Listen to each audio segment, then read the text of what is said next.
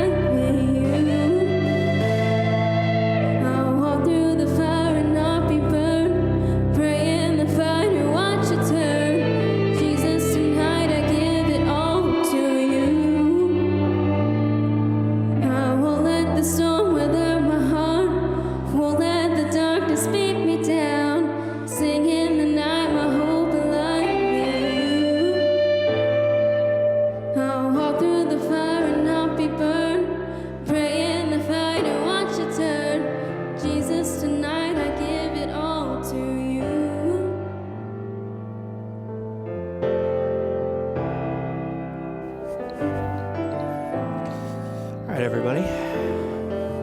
Let's pray.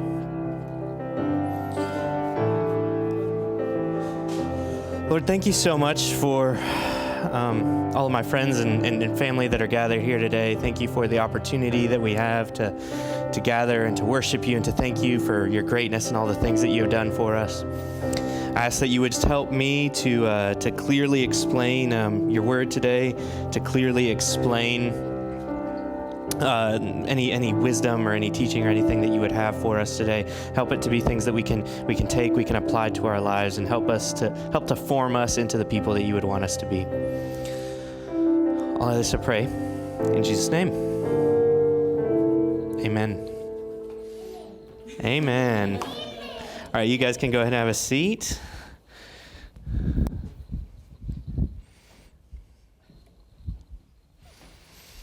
All righty.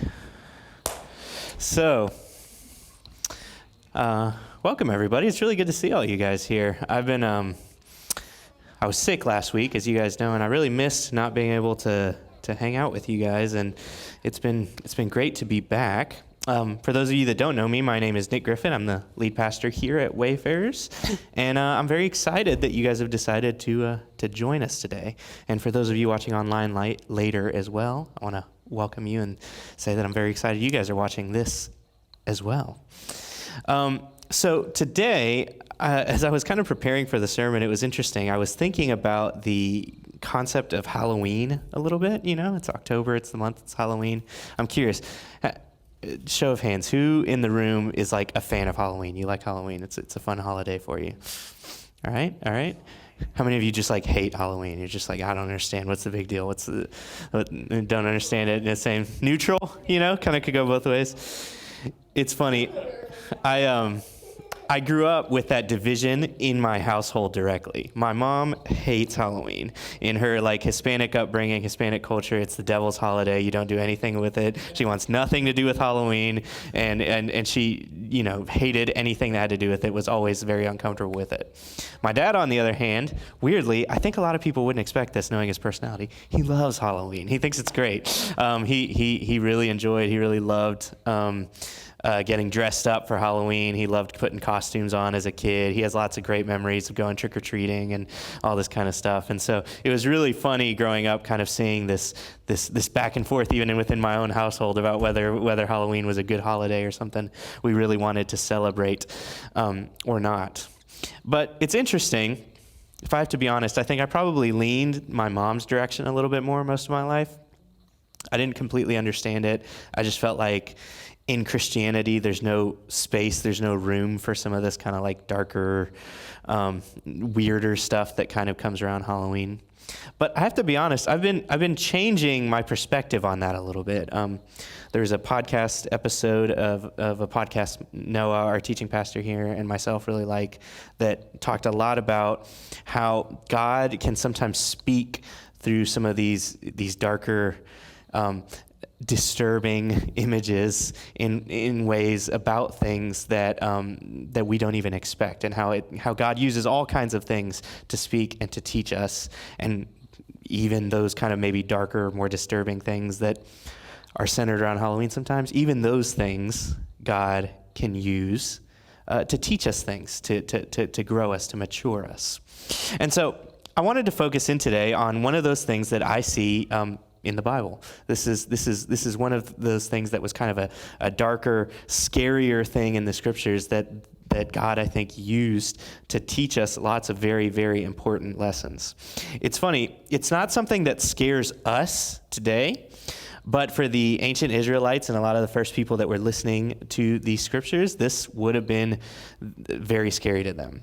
I've talked about it before, actually, in a previous sermon. I remember several of you where this was very interesting to you, but I was just talking about how for the ancient Israelites, the sea was terrifying. It was one of the scariest things to them, the ocean, the sea, water. They were terrified of it. And if you kind of look at the geography of Israel, you can kind of understand why. We've got a very thin map you can see kind of the layout of the geography of Israel. And if you look along their kind of coastline there, on the far side, so my right, your left, of the coastline, you see that their entire coastline is just flat all the way down. There's not really any like inlets, there's not any little peninsulas, there's not a gulf. It's just directly, you go from the coastline straight into the middle of the Mediterranean Sea. And that may not mean a lot to a lot of us, but I remember when Adrian and I were in Israel on a trip, our guide explained to us that basically what this means is that there's no natural harbor. There's no safe place where the waves don't just immediately smack you as soon as you get out into the ocean. For the ancient Israelites, the second they got to the beach and went straight into the Mediterranean, you're talking massive waves, you're talking huge currents, you're talking just the scariest and most terrifying aspects of the ocean would kind of immediately take them. So the beaches in Israel aren't really places you go and hang out. We've missed that a little bit in the United States. We've got kind of this Gulf Coast, which is like not as crazy, and you hear people all the time. They go on vacation, Panama City, and all the nice, calm beaches that are kind of protected by this natural Gulf. The Israelites didn't have that. When they looked out at the ocean, they just saw huge waves, massive currents, and terrifying oceans. And it's really interesting because when you know that, when you become aware of that, and you start reading through the whole Bible, you start seeing how scared they actually were of the water and of the ocean, and how that's a theme that comes up over and over and over again. So for the sake of time, I didn't want to just read through a million examples for you guys of this, but I'm going to put them up on the screen. Maybe if you want to take notes, you can write some of these down and go look them up later on your own time. But I would venture to say that many of you probably are familiar with a lot of these stories, and I want to show you this through line all the way through the scriptures of this thing that terrified the ancient Israelites, but that became very important for teaching lessons to God. So first off, we're starting right at the very beginning in Genesis. In the beginning of Genesis, you see the Spirit of God, what it says is kind of hovering over the waters. I remember when I was reading some of those early verses in creation, specifically in Genesis 1, verse 2, you see this line that the Spirit of God hovers over the waters. And it seemed weird to me. You know, the implication is that there's kind of already water there. And the language that it uses, it's this really fun set of Hebrew phrases, tohu vavohu, just talks about chaos and disorder, is kind of a good way to translate a lot of that. I did a whole YouTube video about that, which I'll probably send to Reagan so she can repost that this week if you guys want to watch that. All about the chaos and disorder that was represented by the waters. And so the beginning of the biblical story starts with chaotic, terrifying, dark water, and the Spirit of God hovering over those waters. And what we go on to see in the creation story is we see God kind of taking that chaos and bringing order out of it. It's really interesting because there's a lot of similarities between the way Genesis describes the creation of the world and the way another ancient group of people, the Babylonians, also describe the creation of the world. It's really funny. If you put the two stories side by side, you see a whole bunch of similarities. But the difference is that the ancient Babylonians, their God that they worshipped, kind of the highest God that they worshipped, was this God of the ocean, the God of the waters. And you see this kind of come up again later on when you see in the book of Job. You know, many of you know the story of Job where he loses everything that he has, and he has kind of this whole moment where he is being counseled by his friends to just curse God and die, and Job holds out kind of the whole way through. But the end of the book is weird if you've ever read it. It's 40 chapters. There's a lot going on, but if you get to the kind of those last few chapters, especially chapters 41 and 42 of Job, you finally get God's response. God's kind of been silent almost throughout a lot of this book. And at the very end, God finally answers Job.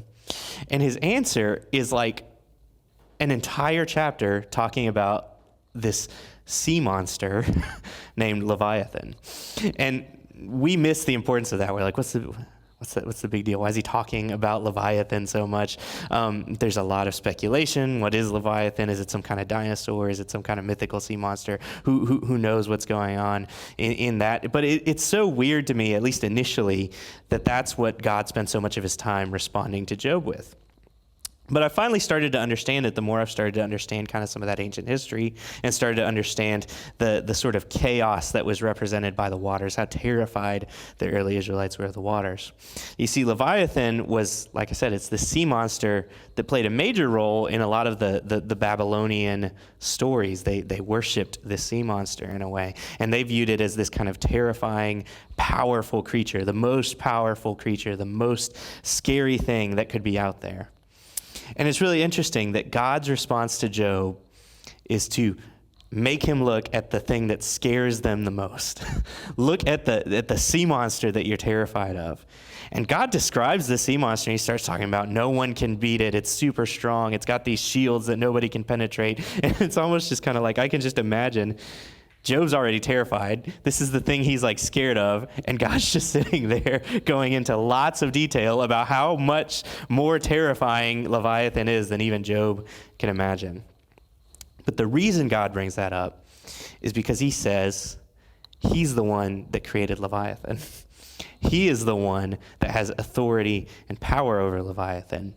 He is the one who has power over the chaos and terrifying nature of the waters. And this is ultimately kind of like fully realized in a famous story that we all know of Jesus calming the storm. It comes up in several different passages. It's in Matthew, Mark, and Luke in different sections. But this is another one of those sections that has recently come to mean a lot more to me, one of those stories that has come to mean a lot more to me, as I've really understood how afraid the Jews were of the water. It's funny, when Adrian and I went to Israel, we got the opportunity to go out onto the Sea of Galilee, the sea where this story takes place. And I got to be honest, I was a little disappointed. It was when I've heard these stories of the storm, of the Sea of Galilee, all these stories that happen, I'm imagining this massive sea that, terrifying, huge waves, whatever. It really isn't that big. I probably should have showed you guys a picture. Maybe we can post that on social media here later too. But, I remember we pulled up to it. We go over this hill. We're looking down at the Sea of Galilee, and I'm like, I feel like I could swim across that. It just, like, I'm a terrible swimmer, but it does not feel like it's that big. You can clearly see from one side to the other, kind of wherever you are. It's not just this huge, massive, imposing sea that I was expecting. And I remember we took a boat ride out onto the Sea of Galilee where we were talking about and thinking about this story of Jesus calming the storm. And the whole time I just remember thinking, man, the disciples were wimps. This is I don't care what kind of storm it is. This doesn't seem that terrifying. Again, I feel like I could swim over there. I feel like I could get off this boat and swim to safety. But again, I don't have all of that cultural baggage that they had. They were terrified. The waters, the oceans represented to them chaos, fear, disorder. There was this kind of psychological thing that was going on with them. And that's what's so interesting about Jesus' response. Jesus is asleep. He's just chilling. He's just in the back of the boat. He is asleep. He is not worried about it. It is such a drastic difference to the just terrifying fear that you see from the disciples. And ultimately, when Jesus wakes up, calms the disciples down, and then just speaks, and the storm dies down, it's interesting that the disciples, it says that they're now even more afraid because this is their realization that the thing they are the most terrified of, they are seeing that Jesus is powerful over their biggest fear in a way. On top of that, the oceans, the seas for them also represented evil. Evil was closely connected to the oceans. There's, again, several passages that I could bring up. But an interesting connection I've been noticing is in stories that talk about demons, in the New Testament especially. When you have these, first off, there's this story of a little boy that's demon-possessed. And it says that the demon will take control of him. And I always remember reading that story, and it would say that the demon would throw him into the fire, which is scary enough. We're all terrified of fire. But there was this other verse that I'd never noticed, which is that it always mentioned the fact that the demon would also try to throw the boy into the water. And said into the fire and into the water is what you can see in Mark 9:22. That's where the demon's trying to throw them. And this into the water thing, again, remembering how terrified the Jews are of the water, it's extra scary for them. There's another connection with that I saw in this other famous story of Jesus delivering a man from demon possession. It's found in all of the other Gospels as well, Mark, Luke, Matthew. It has to do with these pigs. Many of you maybe know this story where there's a man that's demon possessed by a multitude of demons, and when Jesus goes to deliver this man from his demon possession, the demons in this man, they ask to be thrown into the body of this herd of pigs that's kind of off to the side. And as soon as Jesus agrees with that, he delivers this man from demon possession, throws him into the herd of pigs. There's an interesting detail you notice in that story, which is that the pigs then run off a cliff into the water.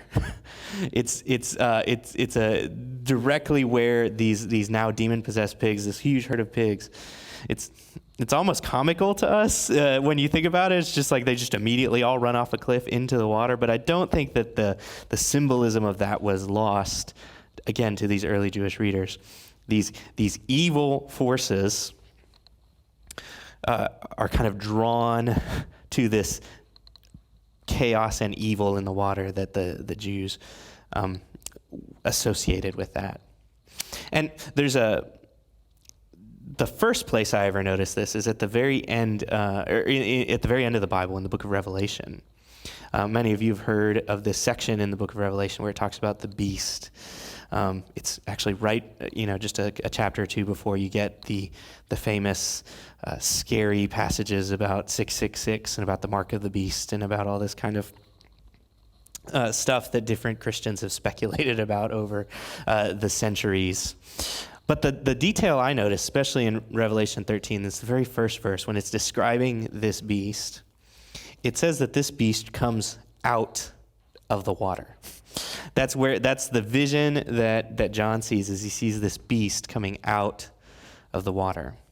Because again, to them, the waters, these chaotic waters, were representative of chaos and of evil. And ultimately, the waters were also closely connected with the grave and with death. And this was the verse that kind of originally got me thinking about this whole concept. And it's actually in 1 Peter. I want to read it for you guys. 1 Peter chapter 3. It feels like a very appropriate Halloween type verse in a way. But it describes after Jesus, starting in verse 19, after being made alive, Jesus went and made proclamation to the imprisoned spirits, to those who were disobedient long ago when God waited patiently in the days of Noah. This is one of those wild verses that I'm sure a lot of you would want me to go into lots of detail. What is this all about? Jesus is going and preaching after his resurrection to these imprisoned spirits. We don't have time to go in it in the sermon today, but this Friday we're going to be dealing with it in our deep dive podcast. So if you guys are curious about that first part of the verse, tune into the podcast later this Friday, and you can see a little bit more about what that specifically means. But the connection I noticed was in the second part, where it talks about God waiting patiently in the days of Noah while the ark was being built. And he says, in it, only a few people, 8 in all, were saved through water. And this water symbolizes baptism that now saves you also. Water being connected to baptism is kind of the context I've always had with water. Water is connected with life and with salvation, with baptism. But again, I had never really thought about, would that have been how the early Jews would have thought of these baptismal practices? You see, they had, like I've mentioned already, all of this other kind of negative and terrifying connotations with water in a way. And I think Peter is tapping into that when he's connecting it to the story of Noah. Noah and the ark, we grew up hearing that story. Maybe you've seen paintings of it in children's church places or in nurseries. We think of it as kind of this happy story where God saves his people and all these animals kind of go into this boat and they get saved from destruction. But again, remembering the context, who it was written to originally, I think this story would have been terrifying to the early listeners. I think imagine just like a Jewish child who's growing up, and this is the first time they're hearing this story. When they are hearing a story about how the water comes and swallows up the whole world and kills everybody on earth, that's a terrifying story to a little Jewish child. That is something that would be, I imagine, nightmare-inducing for a lot of them to hear this story. And so that's why the salvation that Noah and his family experiences would have been so impactful to them. It's a big deal. God isn't just saving them from death. He is saving them from death through the waters. The scariest thing they can imagine, the thing that haunts their dreams, the thing that they look out over the ocean and they see, that is the thing that God is saving Noah and his family from. And Peter taps into that when he's talking about baptism, when he's talking about what we have been saved from. He understands that we have been saved from a terrifying fate, from death, from condemnation, from all of the things that we ourselves are terrified of. This is what Peter is connecting to when he's thinking about baptism. And I had just never made those connections between kind of the fear that the ancient Israelites had with the water and how that must have kind of been going through their minds as they were going to partake in these baptism services for a lot of these early Christians.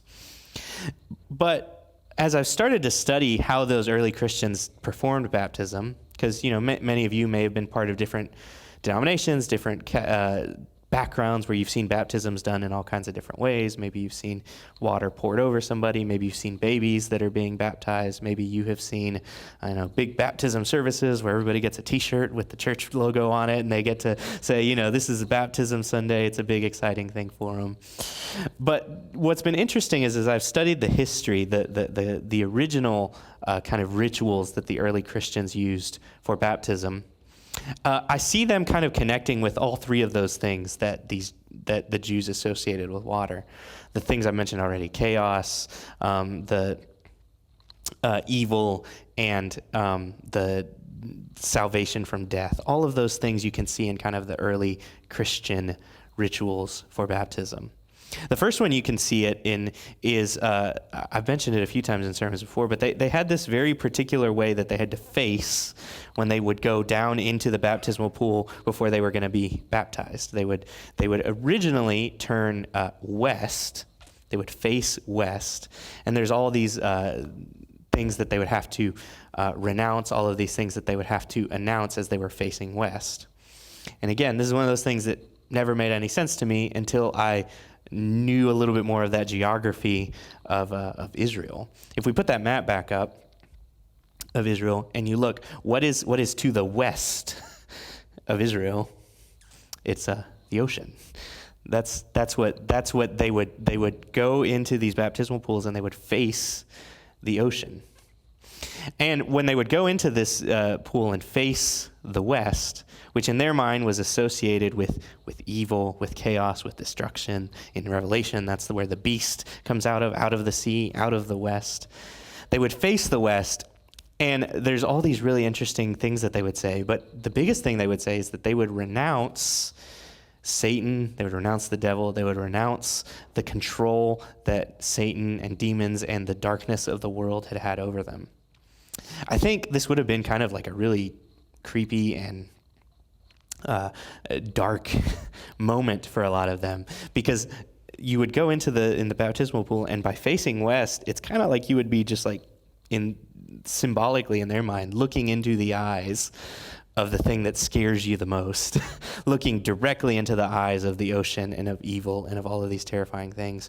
And this is where they would out loud renounce any control that they felt like that the devil had over them. And then they would turn around and face east. And that is where they would do their confessions of Jesus as Lord and his control over their life and giving their lives over to him. And there's all kinds of reasons they would do this. But interestingly, one of the original reasons that they did this is because for a lot of these ancient Jews, they believed that Eden, originally the Garden of Eden, was to the east, maybe somewhere in the ancient Mesopotamian region from where they were. And so for them, facing east was a way of sort of facing that very first verse, that Genesis verse, where God is kind of in control over the chaos of the waters, and sort of reminding themselves of the fact that there is a world where God is ordering things and in control, and that sort of amazing thing that they're looking back at with the Garden of Eden, that's what they are kind of looking forward to in a way. That's a little bit of what they are joining into in this kind of baptismal ritual. They are out loud kind of talking about the fact that they are hoping for a world where that sort of paradise that is represented in Eden in the east, in what the goodness of God, that's what they're looking forward to. And this is something I would encourage you when you're reading through the scriptures. Notice this is something that comes up over and over and over again. Constantly, evil, dark things are referenced to the west, and God is often referenced. Goodness, God, great things come from the east. It's this interesting symbolism that kind of continues to come up over and over and over again. And I think all of this was connected to them because of all of these ideas that they had with the waters and with the things that they were afraid of. And personally for me, the reason this has been so important to me as I've been kind of looking through these baptism rituals is because I feel like we have lost a little bit of that in our understanding of what it means to be a Christian. Maybe because we're not afraid of the same things. You know, we're not afraid of the ocean in the same way that they were. We're not afraid of these sea monsters that they maybe were afraid of. We don't have the same sort of cultural context that they were coming out of. And so there's aspects of what happens in baptism or what happens when we become Christians that we're sort of missing out on a lot of that. We're missing out on a lot of what's going on in that moment. But I think all three of those things that they were afraid of, that water for them symbolized, are things that we are terrified of too. You know, we're terrified of chaos. Joey mentioned it at the very beginning as he was introing the worship service. You know, losing control is one of the most terrifying things to us sometimes. All we want is to kind of have control. The water for us may not symbolize chaos the same way it did for the ancient Israelites, but we are just as afraid of chaos as they were. We are just as afraid of losing control as they were. On top of that, we are kind of terrified of evil. I think rightfully so, but that's one of the things that you can really see in this season as you start talking about kind of scary movies and Halloween and a lot of the horror things that we are afraid of is the fact that we are ourselves terrified of the evil that kind of surrounds us. And ultimately, the big thing everybody is terrified of is of death, obviously. We are terrified of death. All three of these things, I think, are things that in baptism, I think Peter is saying it, I think the early Christians saw it, I think they saw it in ways that we maybe don't, it is kind of represented the power and the authority that Jesus has over those things. We are terrified of chaos, we're terrified of disorder, they would face Eden and they would look back to a time when God was perfectly had everything in order. And they knew that time was coming again. That's what they were looking forward to, a world without the craziness, without the chaos, where God is in control and where everything is made right. When it comes to evil, the evil things that they were afraid of, they in the baptism service would directly face to the west, face that evil head on, and they would renounce any of the power that it had over them and recognize the real power that Jesus had over those evil forces. And ultimately, the real connection with baptism and death that Peter saw it because he connected it to Noah. He saw this salvation from death that Noah experienced as something that we were also experiencing in baptism. This is why me personally, I've always been kind of really committed to filling up a big pool and performing a baptism where you literally kind of dunk somebody under the water. I think it really gets that point across a lot stronger of the death that is happening in that moment. I don't remember if I heard somebody say this or if it was just something I was thinking on my own, but the symbolism that was represented in that for these kind of ancient peoples would be a little bit more closely symbolized for us if our baptism services involved some sort of like coffin being placed out and us having to like be laid down in it. Can you imagine if that's what it took for you to become a Christian? You know, maybe instead of the church having the baptism service where they give you the cool t-shirt that's got the church logo on it and says that you were baptized, can you imagine the kind of creepiness of a service being you walking into the room, seeing a big coffin maybe placed in the center, and you would have to go and lay in that coffin and have it shut, and that be a part of the ceremony. I think conceptually, psychologically, that is what was going on in a baptism service for these early ancient peoples. That's how they were looking at it. The thing they were the most scared of, the water, that's what they were going down into. That's what they were being buried under.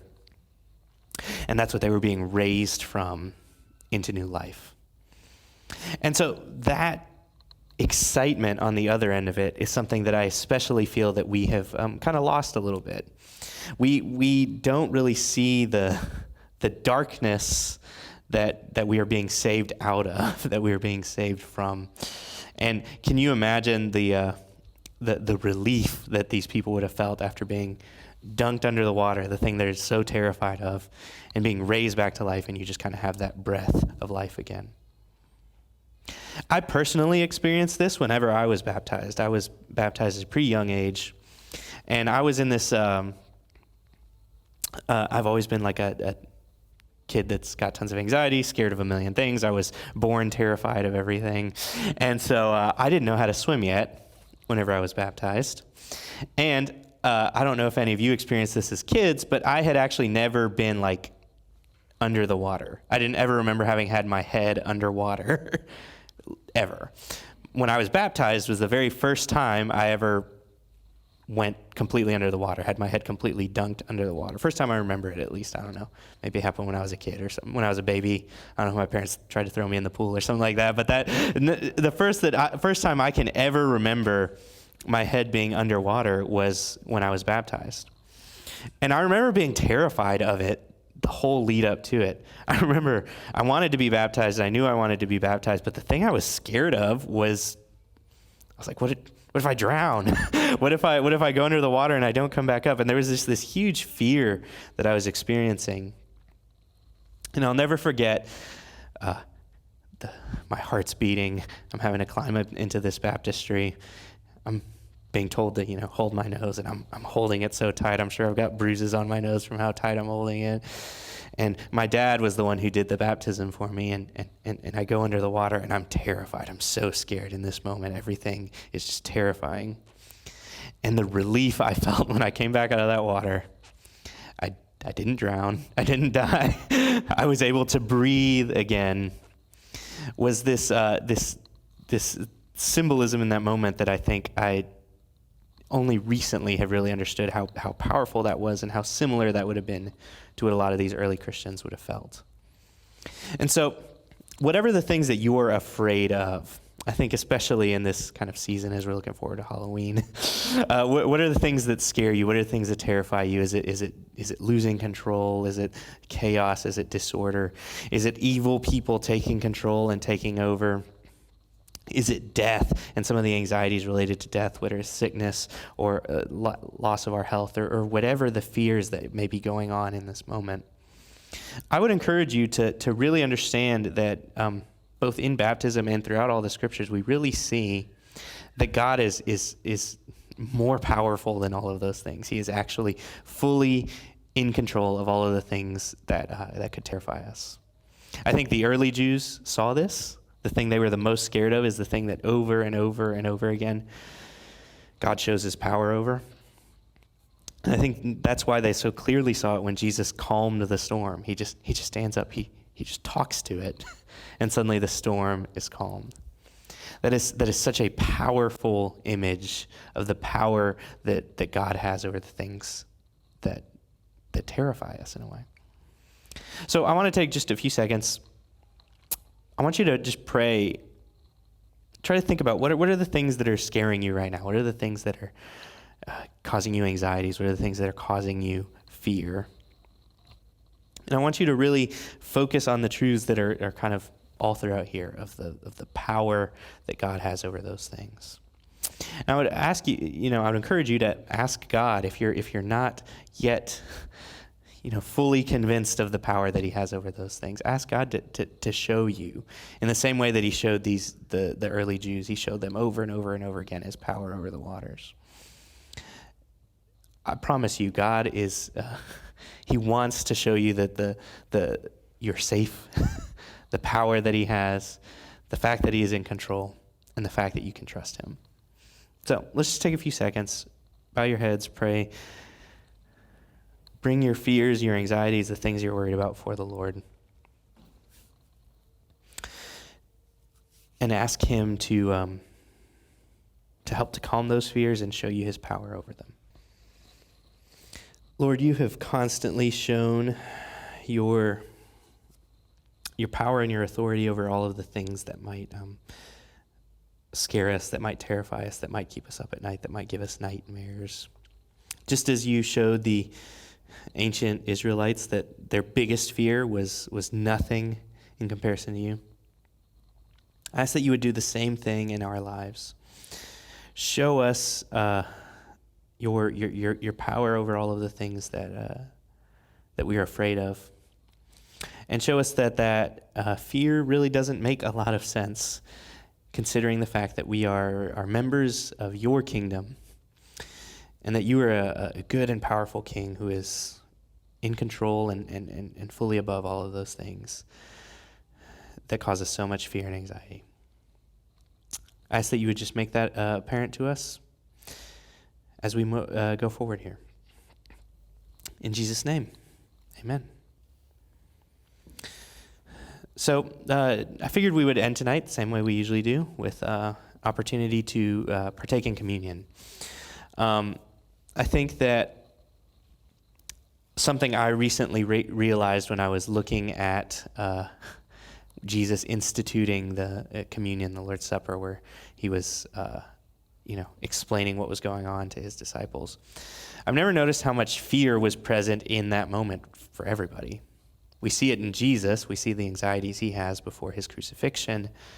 But we also see the fear that the disciples have. They're terrified that Jesus is going away and that they're going to be alone all again. They're terrified that Jesus who can calm the storms is going to disappear, is going to leave them alone. And I love that a part of what Jesus wants them to remember when they get together and when they do this communion ritual is that he wants them to use it as a way to kind of look forward to that meal that they're eventually going to be able to have with him once again. I can sort of imagine the excitement that a lot of the disciples felt in the early church as they would gather together for communion, and they would take the bread and take the wine and just get excited thinking about, one day I'm gonna be able to sit at a table with Jesus and have this exact same meal. And I think that's an excitement that we can feel as well when we partake in this. So if you would like to partake in communion, we've got stuff on this table here in the back.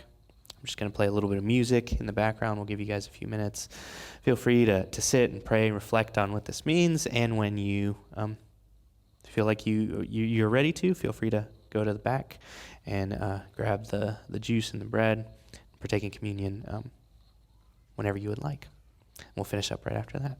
All right, well, feel free to still take your time if you'd like to, if you haven't had a chance to take the communion yet. But figured to finish up here today. I just wanted to encourage you guys once again. This Friday, we're going to be talking about that weird first verse. Maybe if some of you guys are like, what is all that about? What is that weird passage that talks about Jesus going and preaching to imprisoned spirits? I guess it's going to be a very spooky edition of our Deep Dive podcast, but you can check that out. That'll post sometime Friday evening. We'll make sure to post on our Instagram whenever that goes up as well. And if you haven't had a chance yet, go back and listen to some of the other Deep Dive podcasts we've been doing. We've done deep dives on people's stories recently, and it's been really, really cool to hear the backstories of different members here at the church. So if you want to know a little bit more about some of the other people that have been coming here and hanging out, go check out some of those past episodes, hear a little bit more about their stories. After we finish our spooky edition of the Deep Dive podcast, we're going to get back to it. And we're actually going to do a really cool story after that on my friend Jordan Miller. He's come and hung out with us a few times. He has a very interesting, very powerful story about how God delivered him from a lot of things in his life. And I think you're definitely going to want to check that out. So that's my encouragement. Go check out the deep dives, hear some of the stories of the other people, and tune in this Friday. Otherwise, I will see you guys all next week. Thanks for coming out.